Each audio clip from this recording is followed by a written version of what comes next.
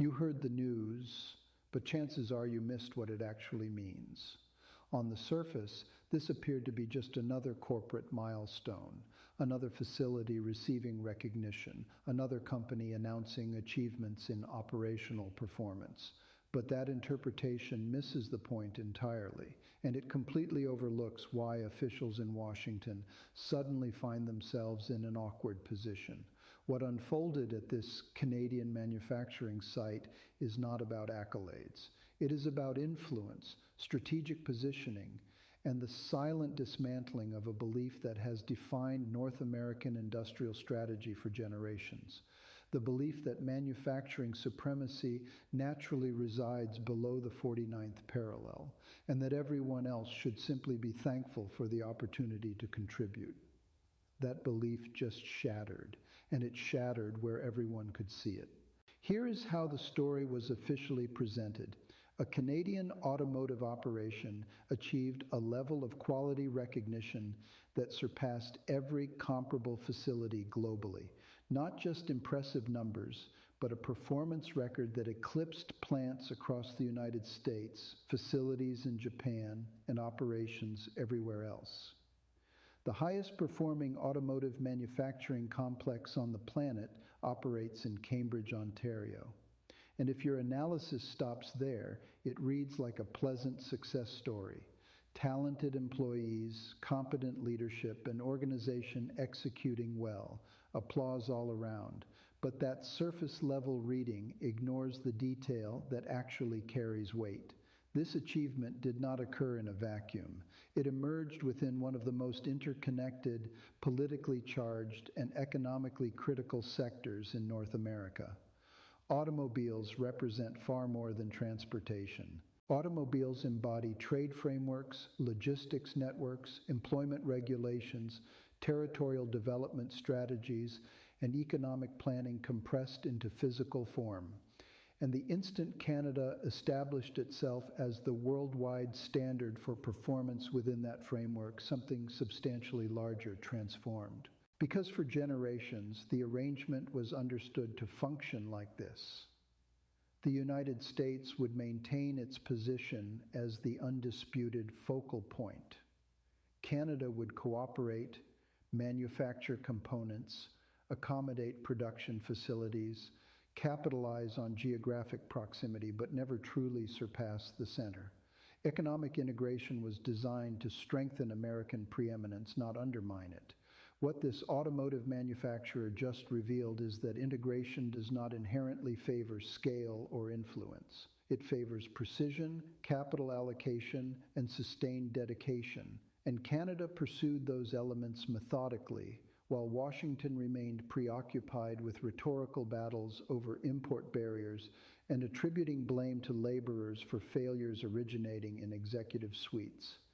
This Canadian operation has been accumulating these distinctions for years, quietly, consistently, without theatrics. That is partly why this particular moment registered so forcefully. It was not an anomaly. It was not a temporary surge. It represented the accumulated outcome of multiple decades spent constructing frameworks that emphasize performance, workforce development, and perpetual refinement. The identical corporation, the identical supply networks, the identical regulatory environment. The variable was how labor was structured and appreciated.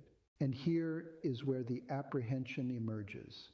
Because when international automakers determine where to commit the next wave of resources, they do not respond to political messaging. They examine metrics. They scrutinize historical performance. They identify which operations deliver dependably year after year, without disruption or degradation. Canada just provided them with an unambiguous conclusion. If you seek world-class standards in North America, you already understand the location. Now, consider the perspective from Washington for a moment. You have invested years convincing constituents that import restrictions will restore domestic production, that coercion and penalties can substitute for investment and strategic planning, that allegiance can be commanded rather than cultivated. and then a Canadian facility operating under the identical continental trade architecture outperforms everyone, including your domestic operations. No proclamations, no ultimatums, just measurable outcomes. That is why the response has been silence. No public recognition, no official acknowledgement, because acknowledging it compels a question that American strategists have spent generations evading. If Canadian workers utilizing integrated North American logistics chains can manufacture the highest quality vehicles worldwide, then the obstacle was never commerce. The obstacle was where priorities were placed.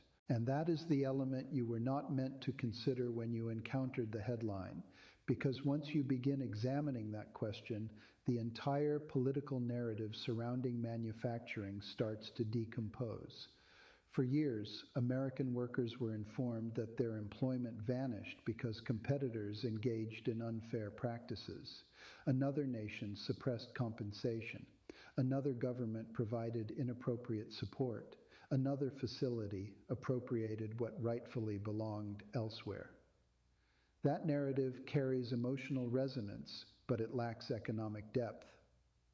What this automotive story reveals is something far more unsettling. When you provide workers with security, education, and genuine participation in production frameworks, they generate remarkable results.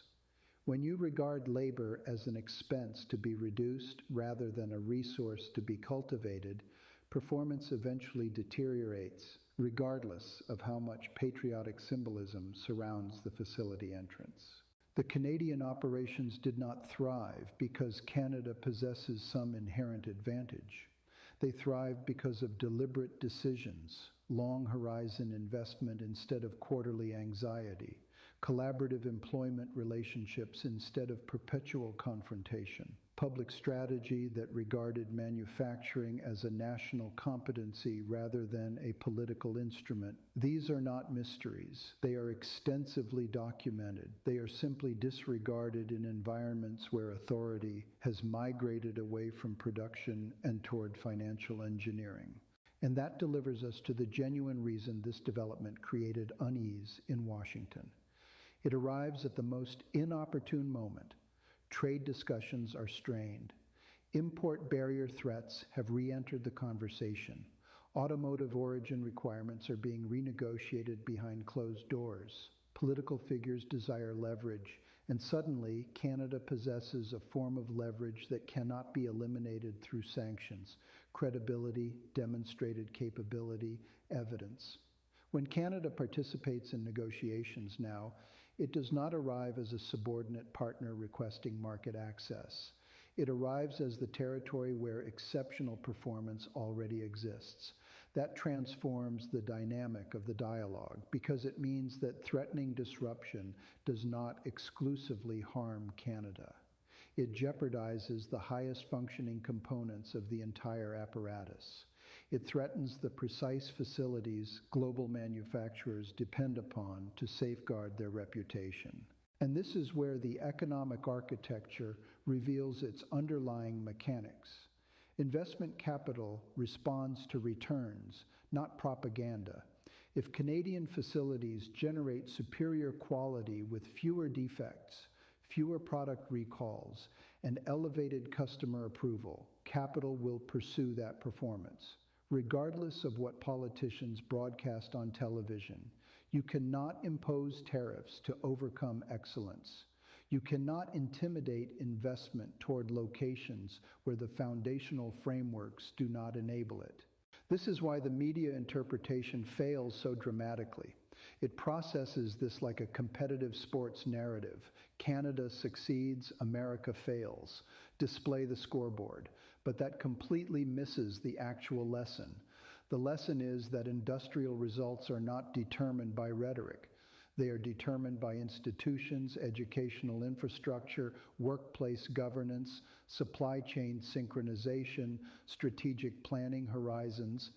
And when those institutions deteriorate, no quantity of nationalist performance can compensate. For ordinary workers, this matters in profoundly tangible ways. A facility that emphasizes quality also emphasizes capability. Capability generates higher compensation, greater stability, and improved working conditions. A framework built around continuous advancement requires experienced workers to remain, not to be cycled through.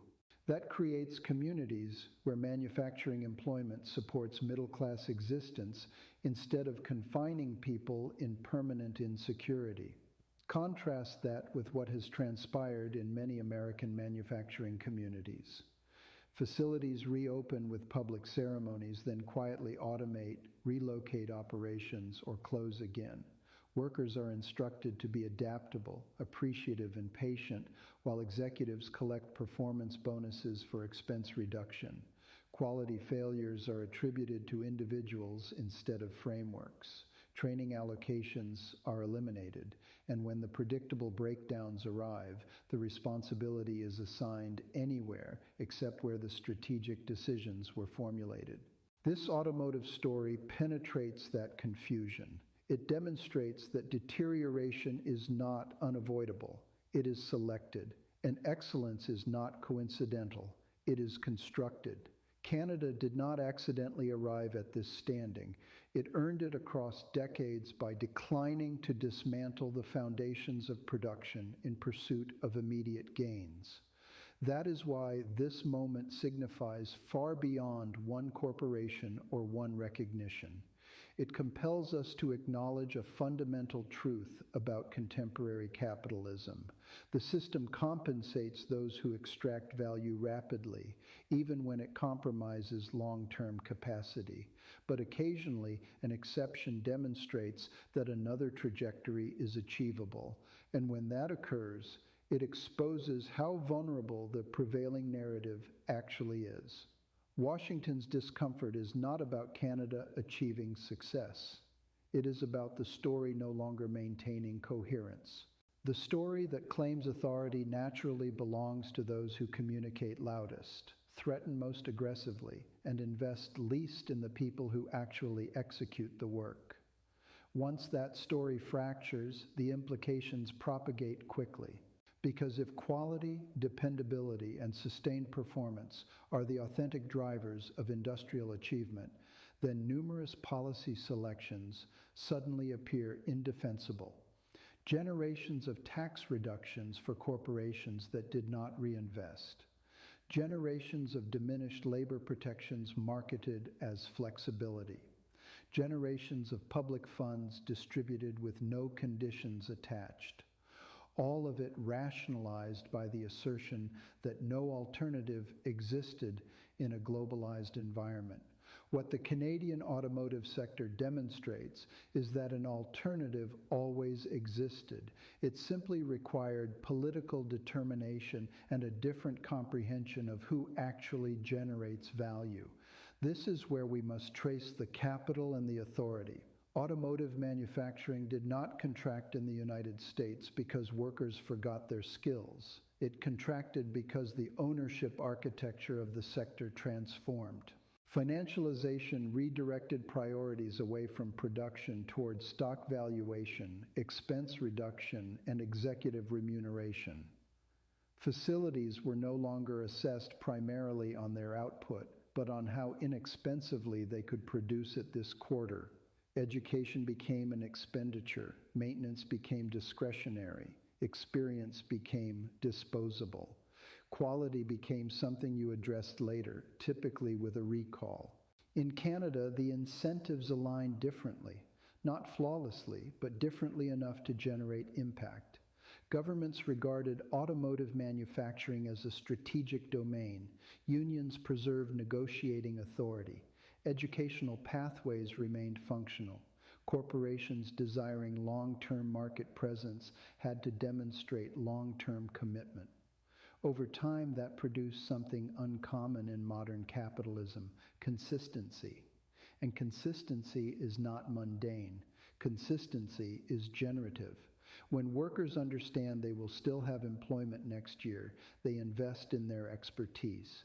When managers understand their success depends on maintained performance rather than short-term expense cuts, they invest in frameworks. When communities understand a facility is not going to disappear overnight, they support the surrounding ecosystem, suppliers, apprenticeship programs, local infrastructure. That is how excellence accumulates. The media almost never discusses this because it does not align with the preferred storyline. Conflict generates more attention than structure. Personalities generate more attention than frameworks. It is simpler to debate tariffs than to explain why decades of underinvestment hollowed out industrial capability. It is simpler to identify a foreign rival than to explain how domestic policy selections redistributed authority upward and vulnerability downward. But this moment makes avoidance more difficult because the evidence now sits in plain view. The identical corporation operates facilities across boundaries. The identical trade frameworks apply. The identical consumer markets exist. And yet results differ dramatically. That compels a comparison no one in authority wants to articulate too loudly. For working people, the stakes could not be more substantial. When policymakers disregard these lessons, the expense appears everywhere. In stagnant compensation, in unpredictable scheduling, in injuries caused by production acceleration and inadequate staffing, in communities that never recover from a single facility closure. These are not theoretical results. They are experienced realities shaped by decisions that prioritize financial extraction over productive investment. And here is the subtle irony. The very integration that was supposed to secure American dominance has created a benchmark that now challenges it. North American automotive manufacturing functions as a network. When one component of that network consistently outperforms the remainder, it does not stay invisible. It becomes the reference standard. It becomes the measure others are evaluated against. That is what Canada has become, not because it out-threatened anyone, not because it violated the regulations, but because it regarded manufacturing as something worth executing properly. That is an uncomfortable lesson for a political economy that has spent years pretending that excellence can be outsourced, automated, or forced. And so the genuine question now is not whether Canada merits the recognition. It is whether other governments are prepared to extract the correct lesson from it because the incorrect lesson is already appealing. Protectionism without investment, pressure without planning, blame without reform. Those approaches feel gratifying in the short term, but they do not construct anything that endures. What this moment requires us to confront is much deeper. If we understand how to build world-class manufacturing and we decline to do so, what does that reveal about whose interests our economic framework is actually designed to serve? Because when you remove the mythology, that question leads to a profoundly uncomfortable place.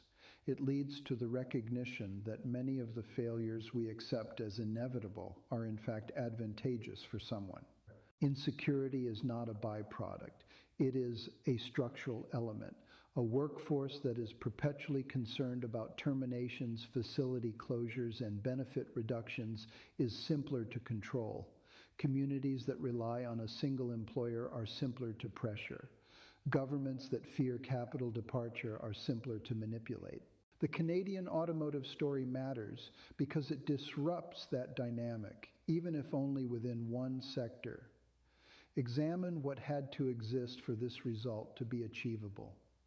Long-term labor relationships that did not regard unions as adversaries to be eliminated. Public policy that recognized skills as a national resource rather than a private expense. Regulatory consistency that permitted companies to strategize years ahead instead of reacting quarter by quarter.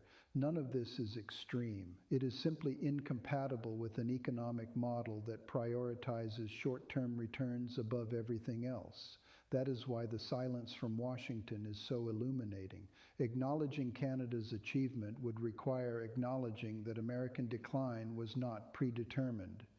It would require admitting that different selections could have produced different outcomes. And once that door opens, it becomes exceedingly difficult to close because then people start questioning why those selections were not made, who argued against them, who profited from doing things differently.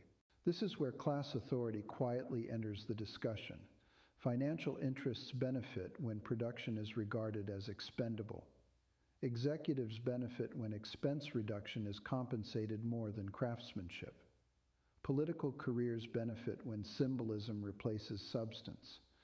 But workers suffer losses, communities suffer losses, long-term national capability erodes. The automotive facilities in Canada exposed that exchange in a way that no speech ever could. For decades, manufacturing policy across much of North America has been reactive. Crisis emerges, subsidies flow, photo opportunities happen, and then attention shifts elsewhere. There is rarely a sustained commitment to rebuilding the underlying frameworks that actually produce excellence. Education is fragmented. Apprenticeships vanish. Knowledge departs with retiring workers and is never replaced. And then everyone acts surprised when quality problems emerge. What Canada demonstrated is that continuity matters. That experience compounds. That institutional memory is not something you can recreate overnight with incentives and slogans. When a facility wins recognition after recognition over decades, it is not because of one exceptional manager or one fortunate year. It is because the framework is designed to learn, retain, and advance.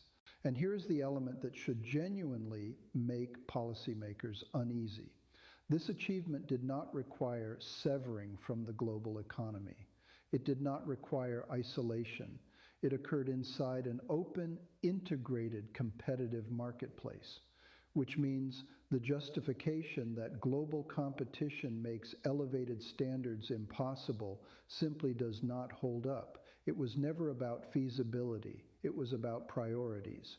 For ordinary people observing this unfold, the danger is that the wrong conclusions will be drawn, that leaders will attempt to reclaim control through stricter trade regulations while ignoring the deeper institutional failures domestically, that they will discuss reshoring without rebuilding the social foundations that make reshoring meaningful. A factory without skilled, secure workers is just a structure. The Canadian automotive facilities remind us that manufacturing is not just about machinery. It is about trust.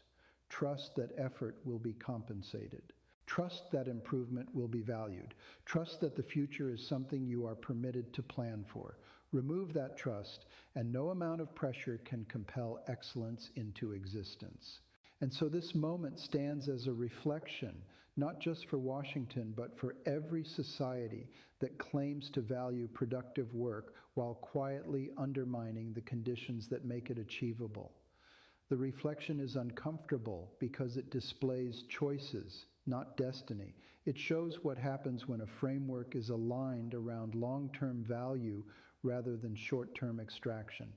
The question now is whether anyone in authority is willing to examine that reflection honestly, because once you do, it becomes exceedingly difficult to return to pretending that decline is unavoidable or that workers simply need to try harder inside frameworks designed to fail them. If there is a broader lesson here, it is that excellence exposes justifications. When one component of an integrated network consistently outperforms the remainder, it removes the ability to blame abstract forces. You cannot blame globalization when the identical global regulations apply. You cannot blame technology when the identical machines are in operation. You cannot blame workers when the identical company employs them across boundaries with different outcomes. What remains are decisions about governance, investment, and respect for labor. That is why this story is not genuinely about this automotive manufacturer, and it is not genuinely about Canada either.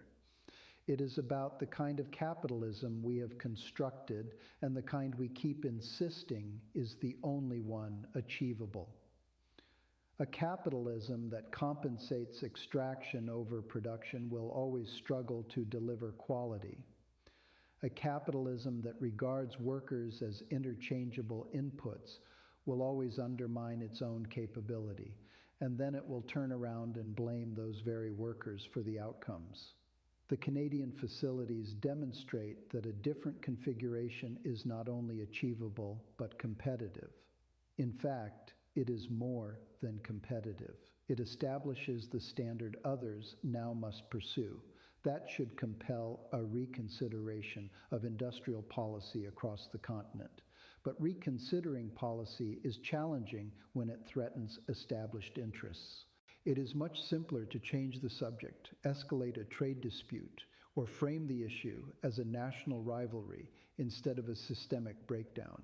For working families, the stakes of that avoidance are enormous. When policymakers fail to extract lessons from examples like this, insecurity becomes permanent. Jobs become temporary. Skills become obsolete faster than people can adapt. And entire regions are left oscillating between false hope and quiet deterioration. None of that is inevitable. It is the consequence of a framework that has determined who is worth protecting and who is expected to absorb vulnerability. This is why moments like this matter, even when they seem technical or distant. Automotive manufacturing may feel abstract if you do not work in the sector, but the logic on display applies everywhere. Healthcare, education, logistics, energy, any domain where quality, continuity, and human skill matter. When frameworks are designed around short-term profit, quality deteriorates. When frameworks are designed around long-term value, quality improves and spreads.